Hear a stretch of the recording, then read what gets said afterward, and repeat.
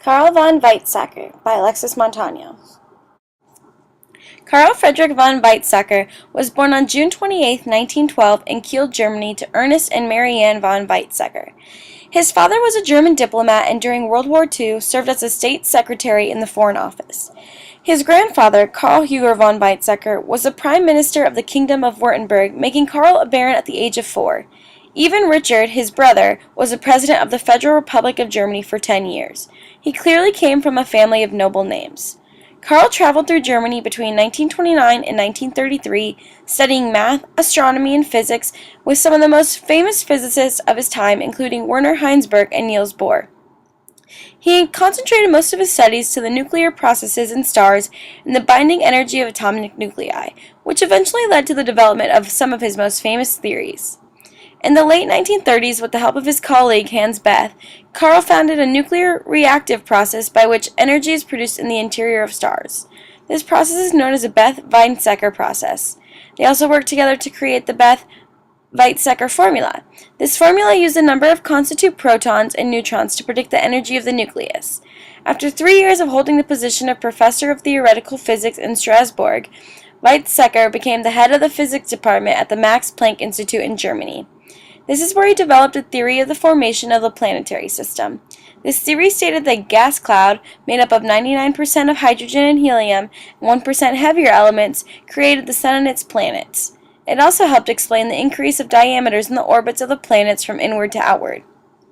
This all eventually led to the conclusion that other stars in different universes similar to the Sun would follow the same planetary system as ours.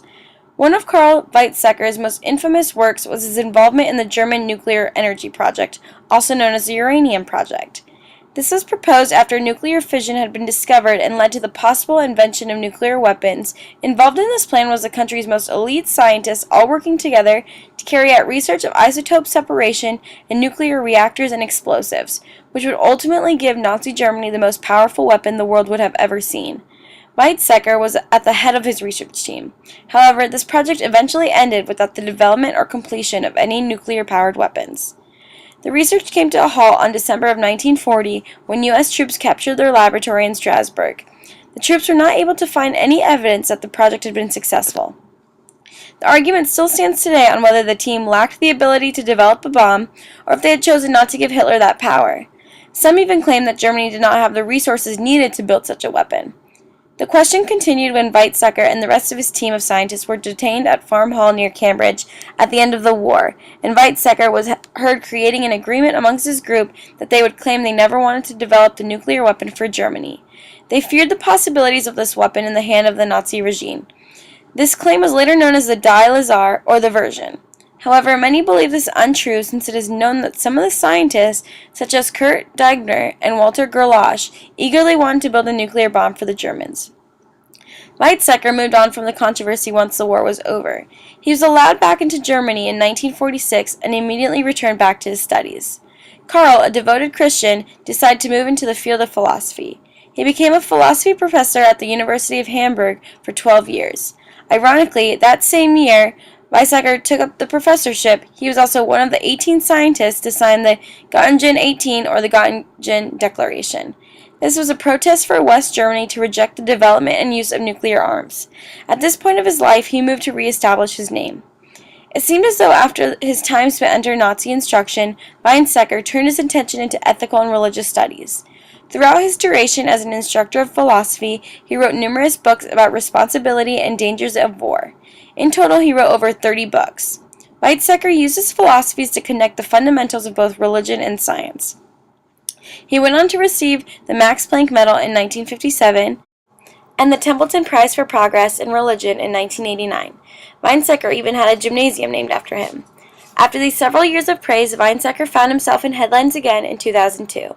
He commented on letters that were released and suggested that the researchers involved in the uranium project had been for sure working on a bomb between 1939 and 1941. This discredited all of Weizsäcker's old testimonies that swore it was their conscious decision to avoid the creation of a nuclear weapon. The debate of Karl Weizsäcker's actual involvement in the German nuclear energy project has continued past his death. He died of natural cause at age 94 in Starnberg on April 27, 2007. He was the last surviving member of the German research team. After his death, the German government announced that he was considered by many to be the last great German thinker of his time. He might have been involved with questionable projects, but Carl von Weizsäcker's discoveries helped define nuclear astrophysics and laid out theoretical groundwork for modern scientists to refine and confirm important scientific formulas.